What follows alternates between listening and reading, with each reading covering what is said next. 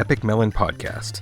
Conversations with the real humans behind broadband networks, cybersecurity, and the future of communications.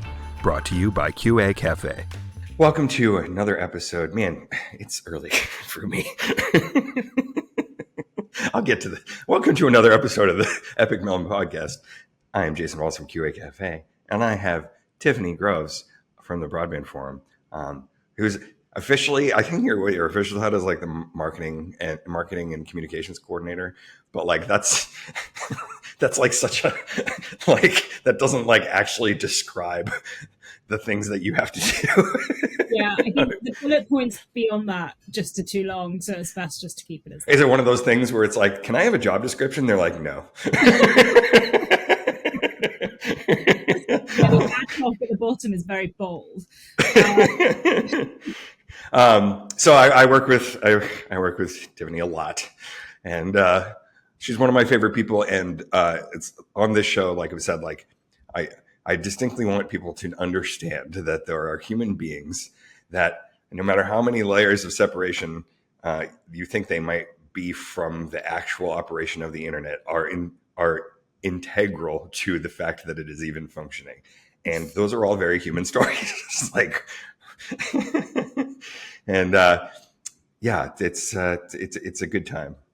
This show is brought to you by my employers at QA Cafe, and thus the views expressed by myself or Tiffany do not reflect those of QA Cafe or its ownership, and nor do hers reflect those of the Broadband Forum, which I think is great because we have a lot to say about it.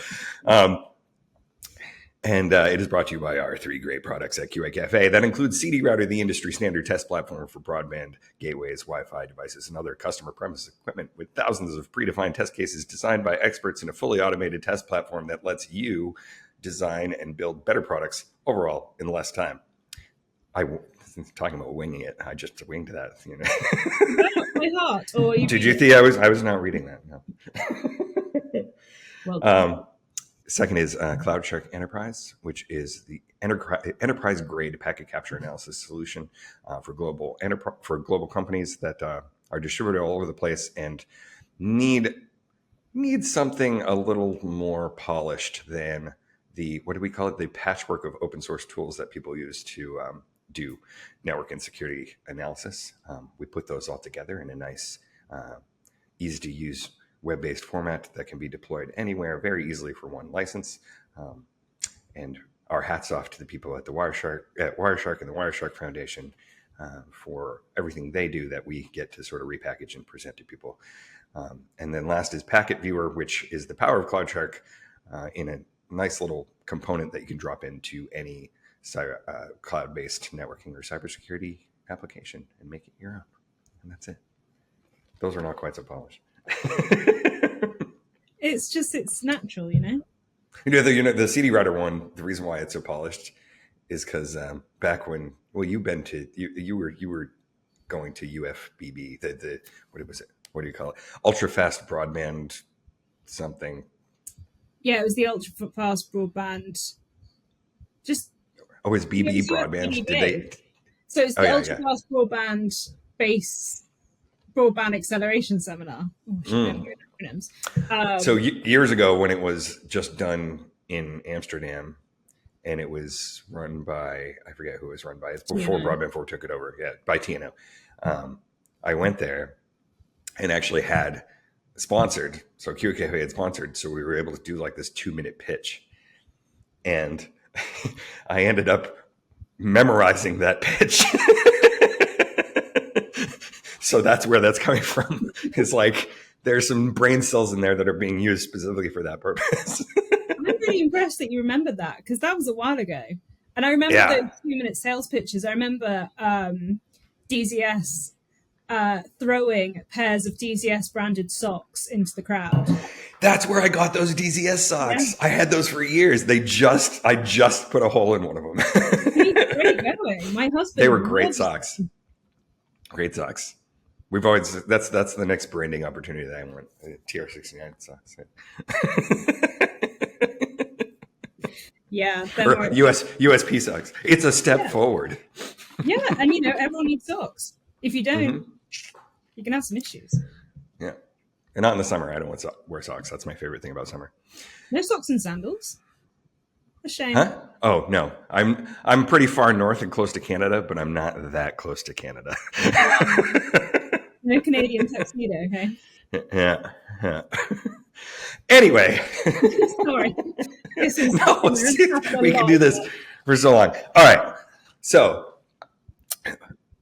why don't you describe to me what it is that you do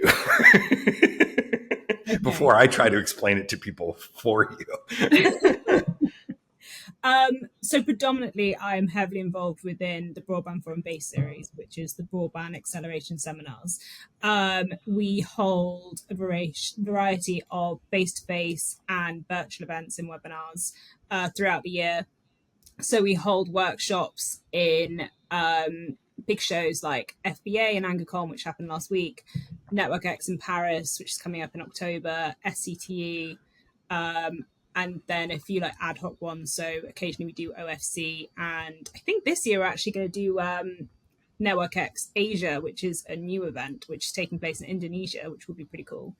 So a really broad spectrum of locations, because obviously the Broadband Forum is has global outreach, and it's just trying to cover all those bases and making sure that the audience gets to see it. Right. And then we also do webinars as well, which were born from COVID. Obviously, COVID happened at the same time for everyone.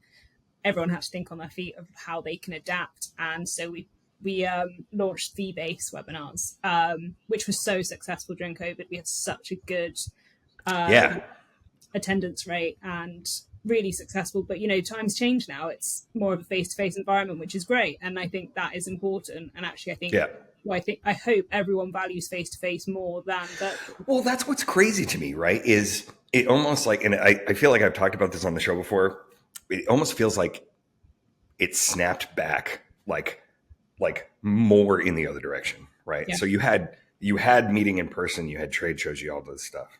You had COVID. Then when it was finally over, I feel like now people are like really on board with getting it together in person. Like the trade shows have exploded when you would have thought. And when you were mentioning V-Base, I was like, and then people kind of got used to the fact that they didn't have to go somewhere and they could do it virtually. But it turns out, no, like people are like, no, I want to go there.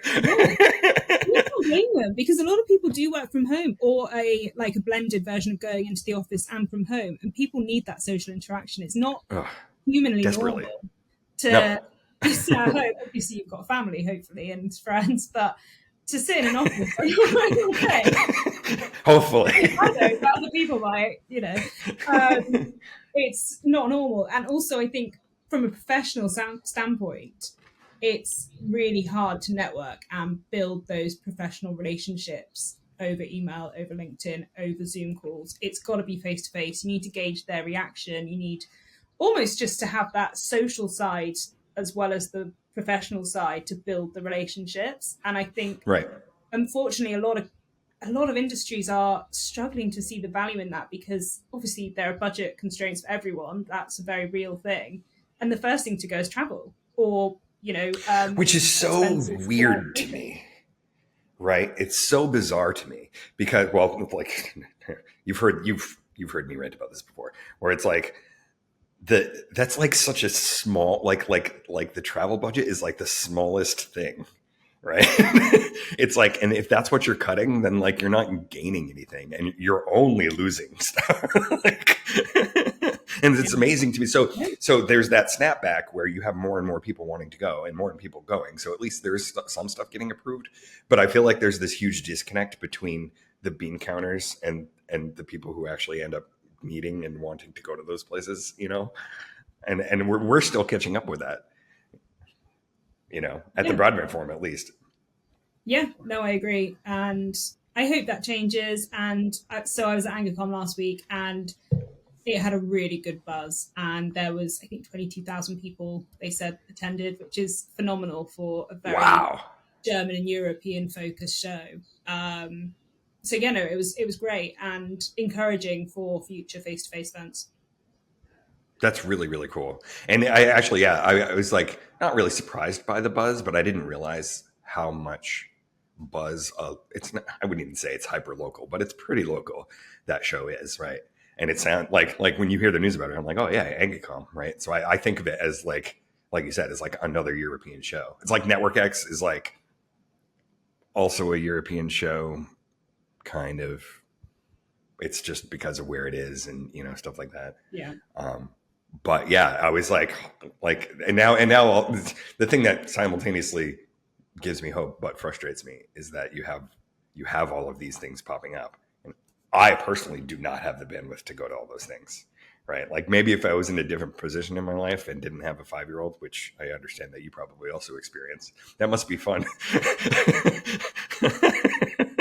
I mean, the praise is welcome sometimes. So. Yeah, no, it is. It is when your mind starts to melt. It's one of those things that my wife said to me a long time ago. She's like, desperately, like, I need adult interaction. I need to watch adult TV. Yeah. Which is even worse in the world of streaming, right? Because at least back in broadcast days, like there was less choice over what the kids could watch, and you didn't have to watch the same thing over and over and over again. We have to watch Sing twice a day. Sing? You're on Sing right now? Oh my God. Because Saoirse only watches it in YouTube clips, right? So it's like, oh, that's. I don't think she's ever watched the entire movie. She's only watched like the songs. I mean, it's bearable, but once a year is probably enough for me. Twice a day is really pushing it. Although, what was it? What's the one that she was watching over and over again? Oh, Coraline, which was fine by me because it's an awesome movie and it's kind of dark. Yeah, I don't think that's suitable for my 2-year-old. But yeah, no, she wouldn't get it. Yeah, no, but so like, I wouldn't possibly have the bandwidth to go to that many shows, and so I'm like, oh. Then I hear about one, and then I hear that it actually has a great buzz, and then I hear that it was actually pretty interesting. I'm like, dang, I wish I could go to that. Yeah, and that's important because I think that will grow face-to-face shows anyway. Hearing that and almost jealousy of, oh, I wish I went. Next year, why not go? And maybe not go to a different show to try out a new one. And I think that would be beneficial just to try and draw that new audience, because really that's the end goal, isn't it? It's getting new and fresh people into the doors. Yes. Yeah. And into the industry and into seats at standards bodies, for one thing, which is, something I always try to do. It's like, without meeting people in person, then you don't get a chance to show people how fun it is. Yeah, exactly. It is good fun. Everyone's having a good time.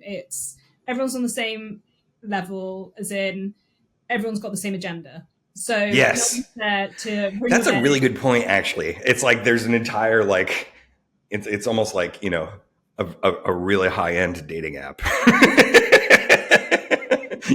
Everybody's there for the same reason. There's no.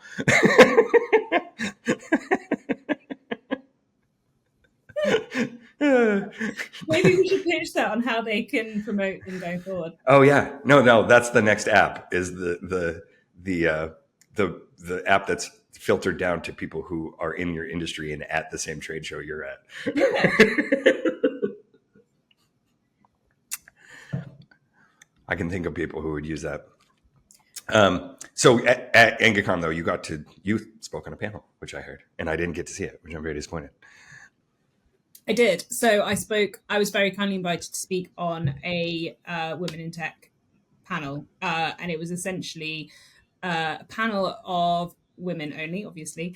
And it was a variety of females that were in different points of their career. So, oh, cool. There was a lady who was nearing retirement and had gone through a really amazing career path of setting up her own broadband provider service, like a really small one in a small one in the States, and then there was just other sorry, I'm really messing my words up now, but everyone was at a different level in their career, and it was just really interesting to share opinions and views of their perspective and what they've learned so far, and how being female had influenced that and how it had almost shaped it. Because let's be frank, females are a minority in this industry, and it's definitely changing for the better, but it is still a very true fact, really. Oh no, it's obviously stark. Like, Yeah. And the fact you that know, we have to have female only panels to kind of prove, like, oh yeah, there are female. Yeah, like yeah, that just says it all.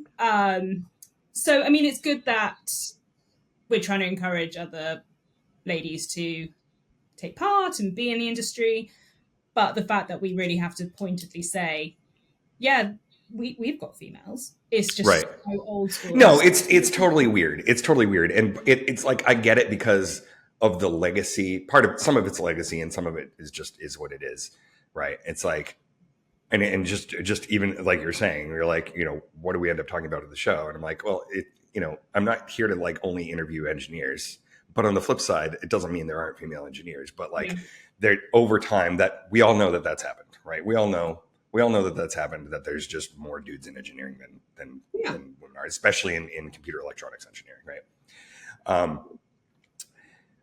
But that doesn't, like, the point is, like, there are many, many more people that make this industry work than just the engineers. And I would even say, that it's like, yeah, there's a lot that gets done, but like, we were talking about not wanting to know how the sausage is made. The people who are actually making it go aren't necessarily those people, right?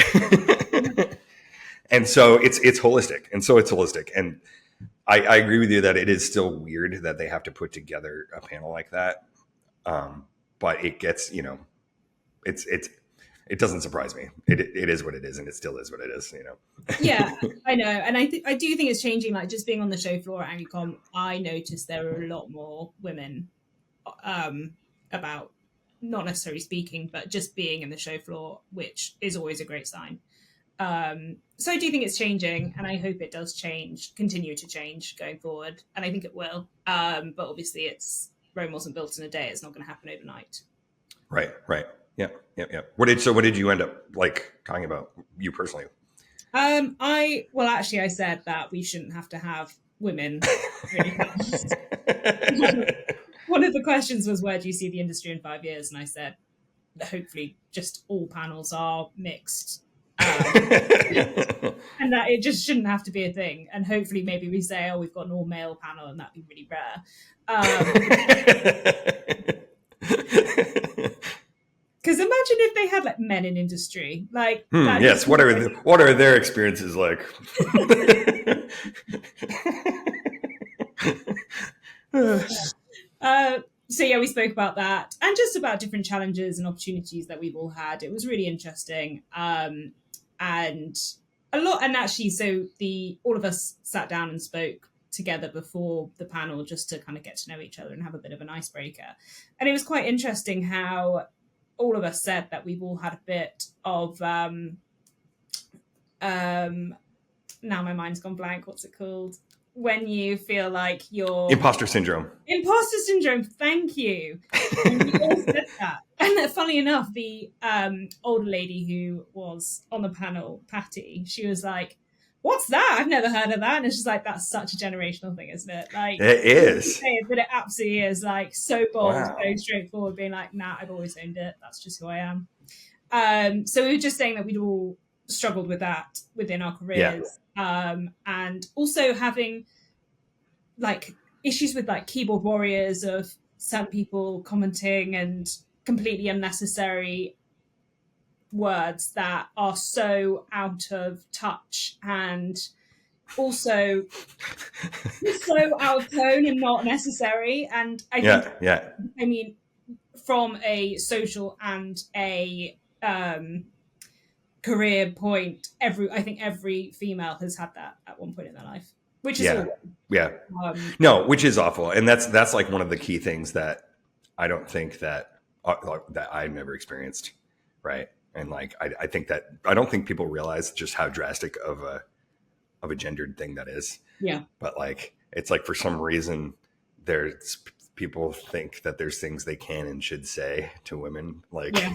on the internet, and it's almost clockwork. It's almost like a bot, like it's so cliche that it's like, I don't know. Yeah.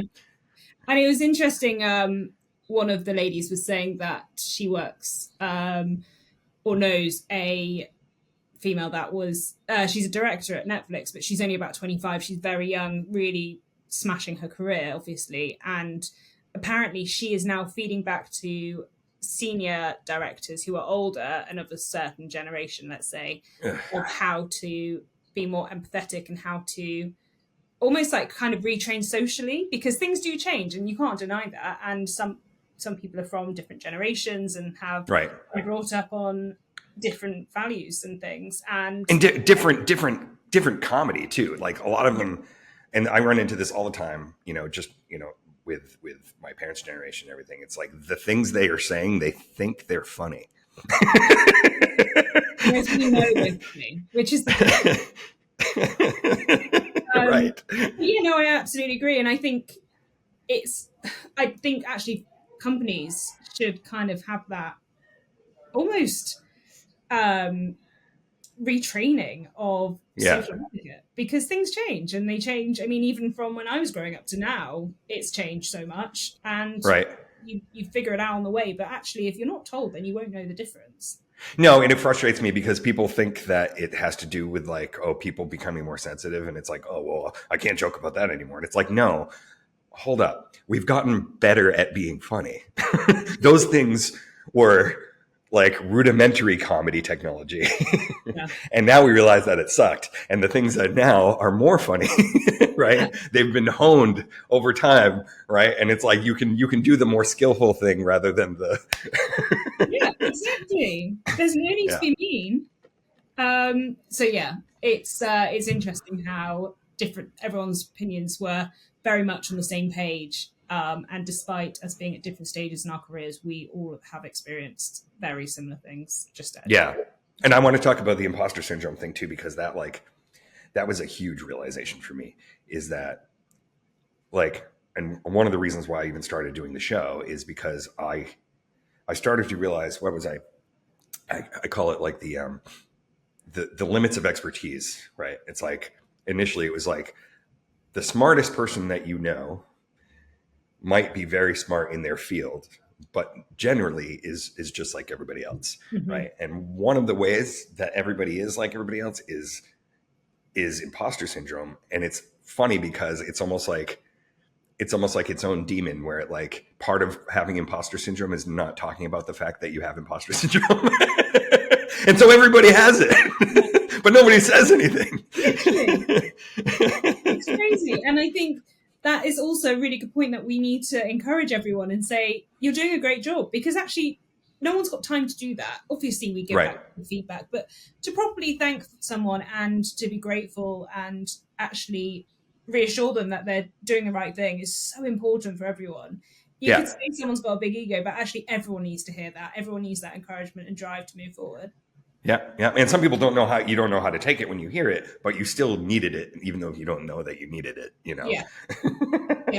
I don't know and also you don't wear dresses, but in England, if someone says, "Oh, I really like your dress," instead of saying, "Oh, thanks so much," you'll say, "Thanks, it's got pockets." Like, you have to point out a really practical point of it to. Oh yeah. That's actually a really great analogy. You have to kind of like downplay it.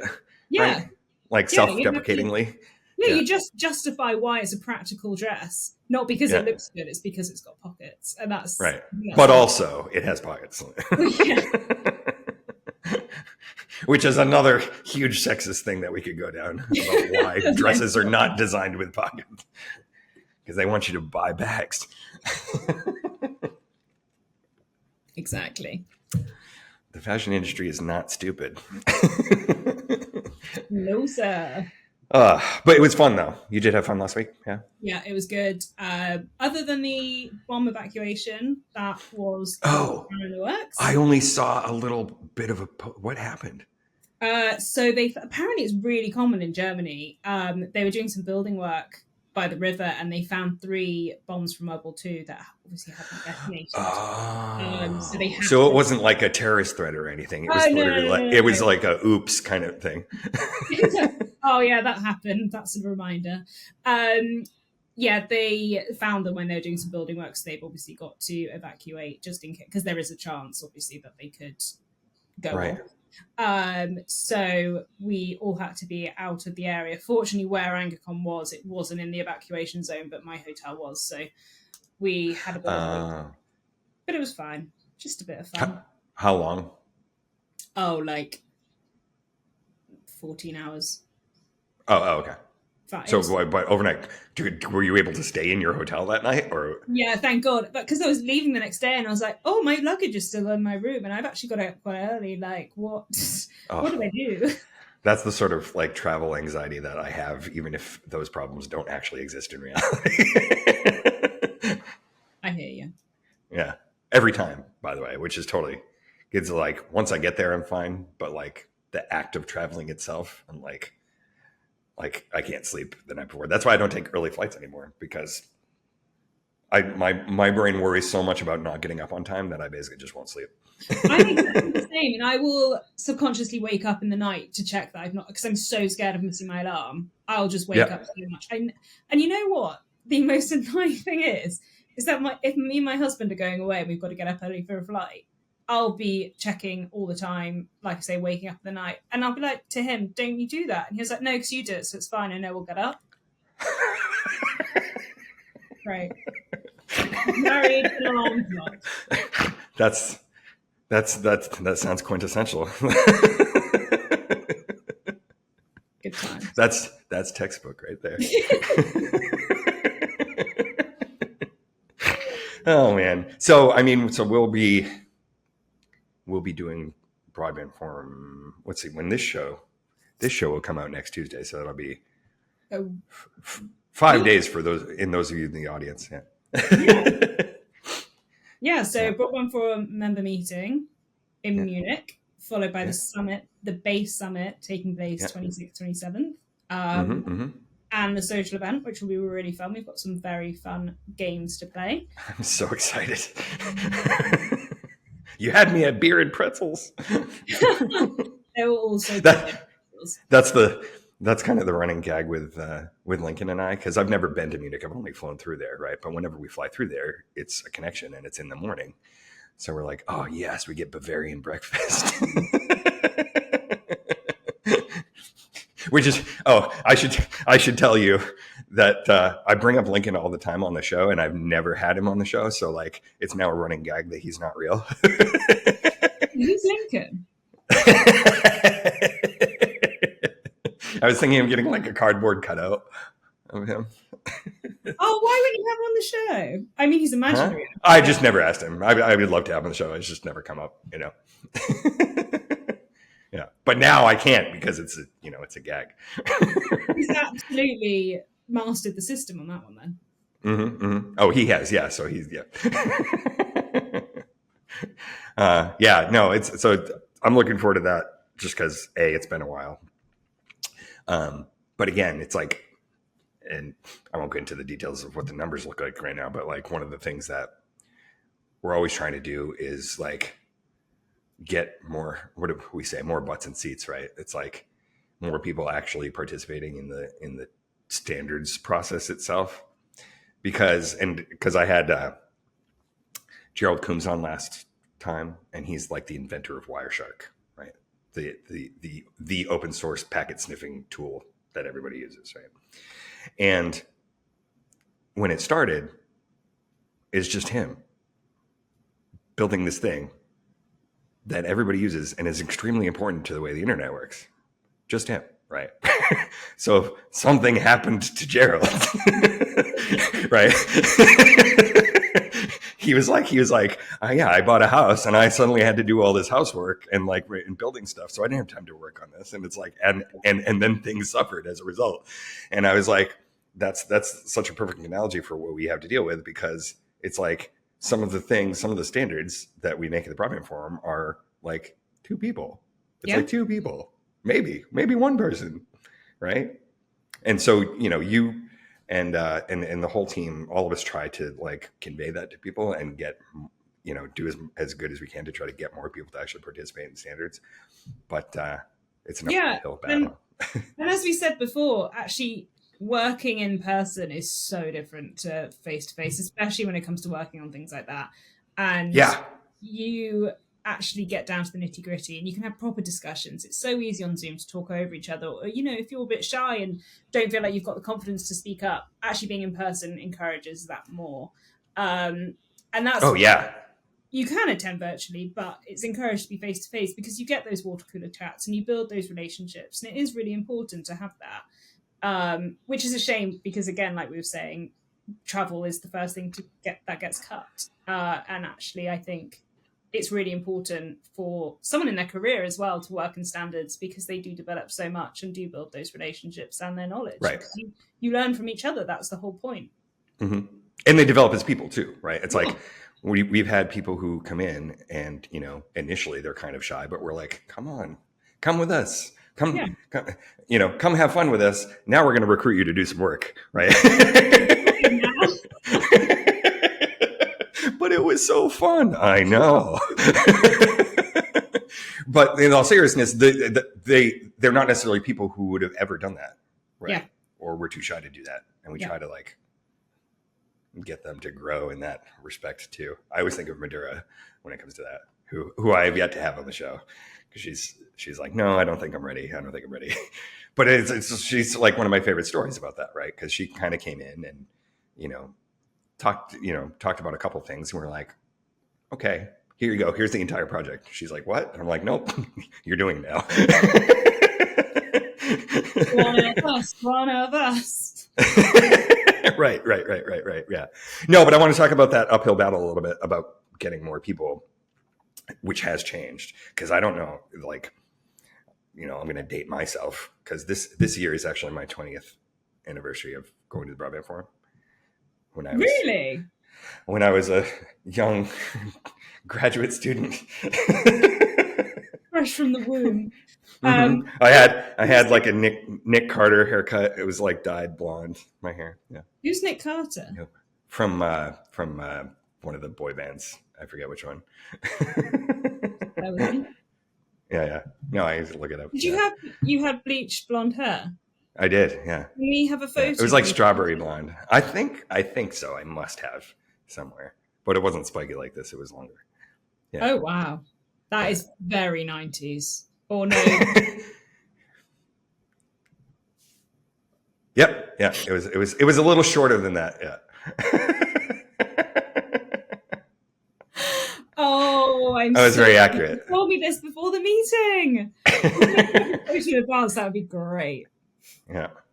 Yeah. No. So it's 20th anniversary, and way back then, so many things have like bizarrely changed when it comes to that kind of a thing. Because I remember, and this was before my job was marketing. I remember when people would go to the Broadband Forum and they had insane budgets. They had insane marketing budgets. They would just buy expensive dinners for people for no reason. Yeah. And we had hundreds and hundreds of people going there, right? And then, shoop, I don't know what happened. I mean, some of it was after, oh man, I want to say, because it wasn't just COVID, but obviously, but yeah, so it's been kind of an uphill battle to try to get companies to realize the value of that, and it sucks for me because I go there trying to also be like, oh, our customers are there, right? Yeah. But like a lot of the times, the people who are actually CD router users, right, are also people who should be working on the standards with me, but they don't never get the travel budget to go to those things. Not all, but a lot of those who attend the meetings, they're engineers. They're not marketers. They don't have that on their radar of, when I get back to the office, I'm going to tell the right person because I actually think this would be a really good link for them. No, right? It's exactly. Not in their mindset. And that's fine. Not everyone's a marketeer. Not everyone thinks like that. That's absolutely okay. But it's trying to get certain engineers to understand the benefits of it and talking about it and trying to recruit new people and not just keeping it to themselves and doing an absolutely amazing job. But that is one of the downsides of the industry is that not everyone has that mindset of, No, well, right? that's a really Exactly. cool thing. It, Yeah. everyone can use it pretty much. It's really applicable, but I'm not going to tell anyone. It's my secret. Yeah. Right. Or it just doesn't, it just doesn't occur to them to solicit it, right? To sell themselves, let alone like sell the thing, It's absolutely, Yeah. absolutely. Yeah. And we've got to try and think of, and we do try new ways of trying to improve that, but it's hard. Yeah. And also it's time. Everyone that comes to the Broadband Forum meetings and works with the Broadband Forum, it's not their real job. It's not their day job. Everyone has a 9 to 5 as well, and they're doing it literally volunteering to do it to help. Yeah. And it's incredible because people do put on so much effort and time and a lot of love to it as well. And they also got their day job as well. It blows my mind. Yeah.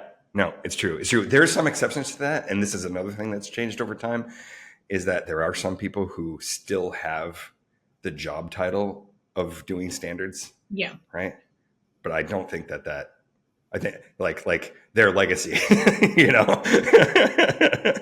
it's like nobody else gets paid to just do that anymore. Yeah. Yeah.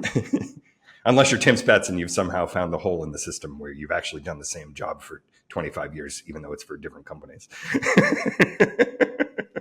You won't tell anyone though. No. I don't know. I hope it's working, and I hope people do get the message about that, because it is important.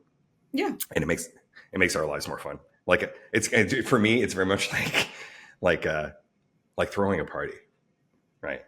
It's like when I host a party and not a lot of people are there, it makes me sad, right? Because I'm like, I want there to be a lot of people there having fun, right?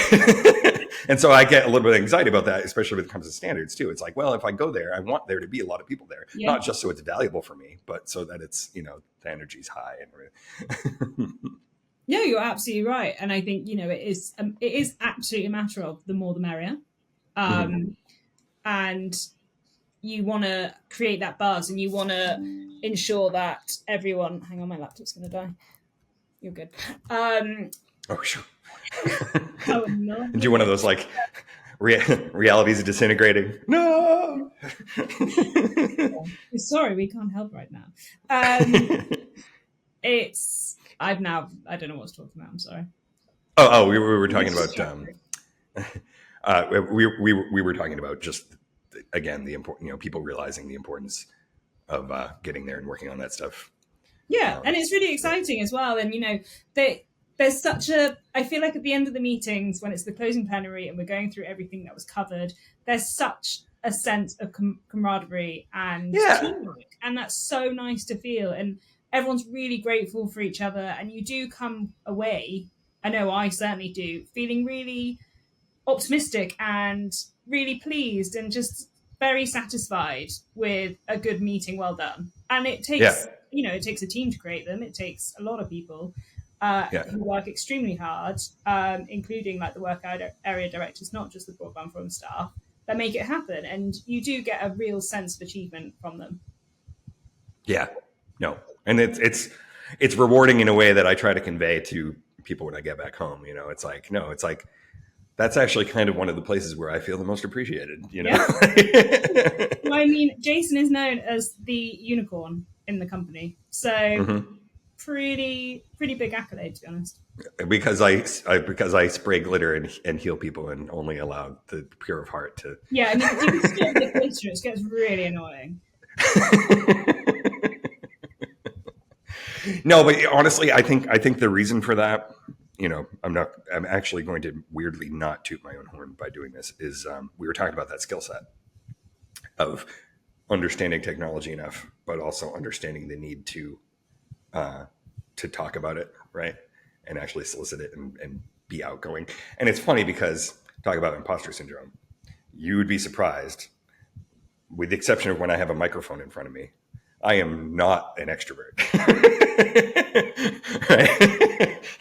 like there are times when this takes energy for me, right? Yeah. And I need to kind of shut down and just lock in and have nobody talk to me for a while. Yeah. And stuff like that, right? but doing it is a skill set, right? And it's valuable, and I do end up getting energy from it. But it's very much like I talk about it like running, right? Like when you hit the wall, right? Yeah. I And mean, you're like, I've heard, I don't run, but I've heard. yeah, no, Rhonda, we will not join your 6 a.m. cult. No, Rhonda, I don't want to eat any more protein. Thank you. Did she check on you a lot? Dehydrated. Yeah. We love you, Rhonda. We're just Rhonda is essentially the sales director of the Broadband Forum, and she's very tenacious. She's small but mighty, extremely mighty. She's one of the hardest working people I know. She's incredible. Yeah, it's to the point where it's like I'm like, are you okay? Did you stop today? Did you stop at all today? Honestly, she is incredible. The amount of energy she brings all the time is incredible. I have learned so much from Rhonda within my time at the Broadband Forum. I've grown so much because of her, and she just sets such a good example of just little things like being on it and being organized and it's creating relationships with everyone and ensuring that you are nurturing them. And she sets that goal so high because she is just the best. She's so personable. She'll make time for everyone. She'll make sure that every stone is unturned before going on to the next task. And yeah, I've learned so much from working with Rhonda. And we do work really closely with a lot of the base stuff. And we are a dream team. And I'm not afraid to admit It's true. You are a dream team. Thanks. Gets a lot of stuff done. Yeah. A lot of stuff but again, like that's all stuff that I would never want to do. Like when it comes to trade shows, like event planning is my worst nightmare. And that's why I actually apologize for not like when we're doing the base summit stuff. And I'm like, yeah, I'll get to back to that person soon about making that panel. I'm like, that's because I hate event planning. I hate it, which is ironic that that's what we started as a side business. Melissa and I, right? Not event planning, but like we've been putting on fairs and themed dinners. I remember you telling me about this. Like last night, we actually did a pirate dinner on a boat. Fun. Last night. On a boat? It was fun. It was very fun. Yeah. Did you dress up? Not like a sailing ship. It was like in Portsmouth. There's this steamship company called it's called the Thomas Layton, and they basically you can charter it for whatever reasons. But yeah, everybody dressed up. It was fun. Aw, we don't do stuff like that. We're too boring in the UK. Well, you do. It's just nobody talks about it. No. It's like imposter syndrome. No, you're not allowed to actually talk about the fun things that you do. Oh yeah, can't all the time. No. No, and ironically, I always worry about that too. It's like when people go to the standards meetings, and if they do have too good of a time, do people feel like, oh, it's like a debacle or whatever? Like. Or like a junket. Yeah, and you feel almost guilty because you're like, oh, I've had so much fun. It's like, oh no, I'm working. Like, well, that was the big pushback that I'm really surprised happened to me when I was trying to propose that we do the 9 to 5 day and not the 8 to 6 day. 8 to 6, by the way, people. That's what the Broadband Forum was doing for 4 days a week. It was a 10-hour day that we would be working on standards in a room. Yeah. So when I was like, maybe we should go way back to when it wasn't like that, and people were like, yeah, but I have to justify that I'm here and that we're working the whole time. I'm like, so you have to work a 10-hour day? Like, do you do that at home? Like, obviously not. But I think a lot of that is like North American influence, because the working ethos, I would say, of North Americans compared to Europeans, I mean, I'm not technically European anymore, is so different. Like, there's a meme that I saw, and it was like a European's out of office is like, I'm away for 10 days. If it's important, I'll reply to you when I get back. And the Americans out of office was, I'm currently in the emergency room. Please delay response by 10 to 15 minutes. It's true though. It is. Some of that is like work culture and expectation culture, but some of it is also just like, for me, it's like being genuinely excited about the thing that I'm doing, right? Yeah. It's like I want to get back to people because I'm like, oh yeah, that thing, And that's absolutely how it should be. Yeah. You should be driven and enjoying work, because if you're not, then change jobs, because the majority of your life, let's face it, is working. So Yeah. why not do something you actually enjoy? That's 100% true. It's 100% true. And people get sort of fall into that trap pretty easily to the point where it's pretty much a cultural meme that people don't enjoy the jobs that they do. Like, what are you doing? Yeah, I know. It's and I think, unfortunately, and I can't speak for the US, but how I was brought up, it was very much, right, you finish school, you get a job, and you never stop working, because why would you not work? You need to get money. And there was such a pressure of almost trying just to get up the top of your game as soon as possible, where it didn't matter if you enjoyed it or not. It was just for more of like a status thing, I suppose. And I don't think that's necessarily true now, but I think it's really important to actually step back on occasion and just say, look, am I doing the right thing? Do I need to change anything? Because before you know it, you're 5 years in or 10 years in, and Right. right, where did that go? Now, actually, if I want to change, it's going to be even harder, because of a multitude of factors. And I think it is really important to understand what it is you enjoy. And you're not going to learn that overnight. That's something that happens with time and experience. Not at all. I didn't expect. I mean, I would say it's not luck, right? I hate it when I go back. I'm like, wow, I got really lucky. I'm like, wait, no, they were conscious choices that I made that got me to the place that I am right now. And I actually do enjoy what I'm doing. So there is that. But I never would have said that when I was 17. No. But I think, actually, unless you have your heart set on being quite not a niche, but like a particular job, like a doctor or an architect or something that you really got to narrow your skills on, I think most people could say, no, I would never thought that my career would go down this route. And I think that's actually really exciting, because it just shows how much opportunity you take on the way, and how things can just change, and that's organically as well. And I think that's really totally cool. And we run into it a lot. So Sky, our teenager, just graduated, and the school is very, very college focused, right? And gave her a lot of pressure about, all right, what are you going to do? What are you going to do? What are you going to do? And she doesn't want to do any of that. She wants to go make movies, and she's doing it. And she's been doing it before she got out of high school, right? So it's like she's been over it for a while.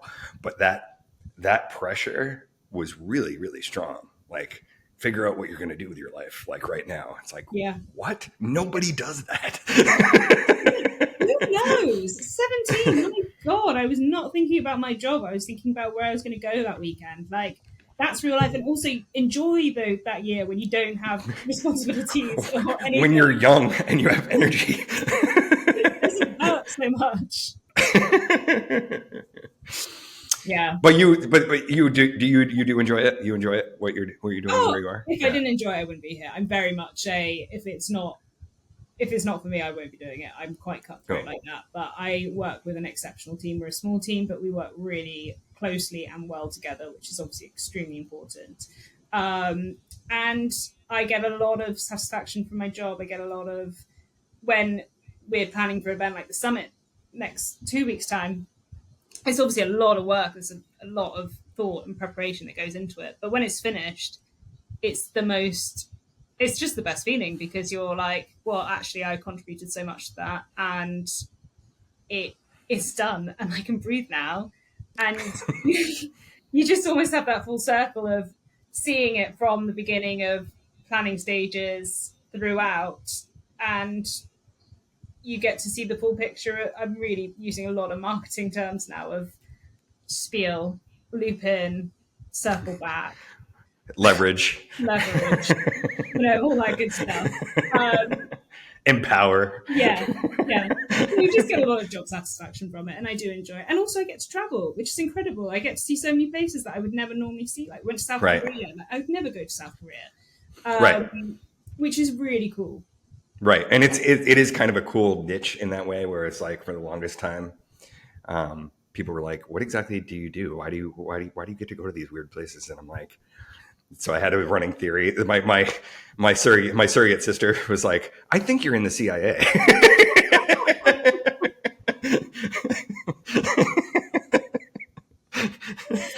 Very good. Because it is weird. It's kind of like a cool, it's I want to say being a big fish in a small pond, but it's kind of like we get to have kind of the best of both worlds, where we don't have to deal with super corporate existence, but we still get to do stuff like this. Yeah. Right? You're absolutely right. It's they're not informal, but they are relaxed and they are comfortable. It's just a good vibe, I'd say. And people are willing to socialize together and bring everyone in together and make sure everyone's comfortable. And that's really important. And actually, I don't think loads of places do that now. No.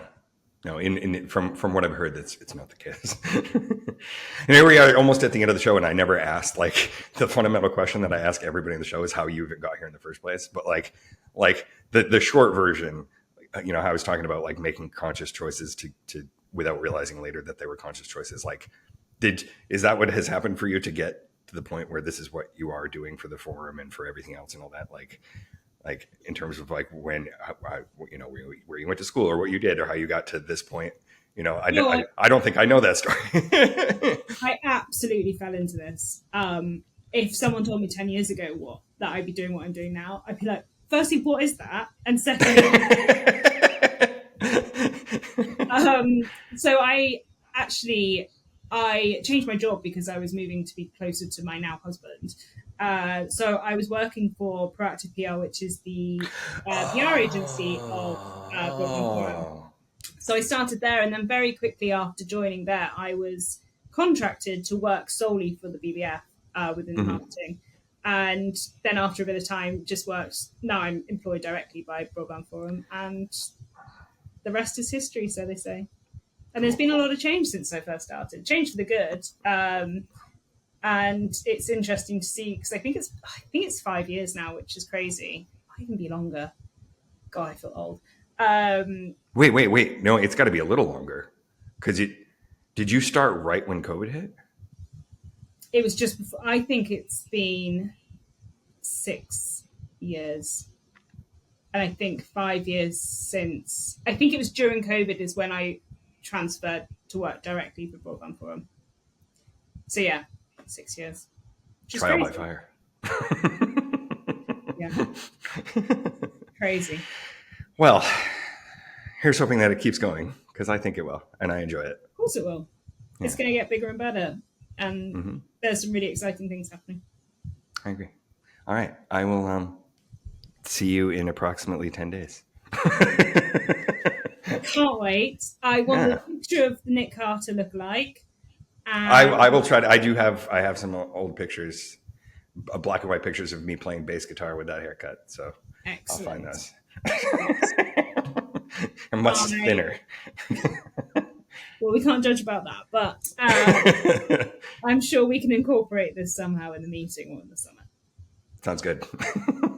All right. Thank you, dear, for being on the show. And thank you for having me.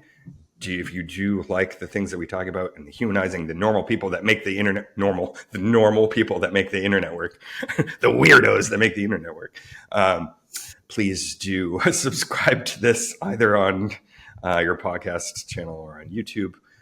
YouTube is better because you get to see our faces. Leave any comments if you have any questions.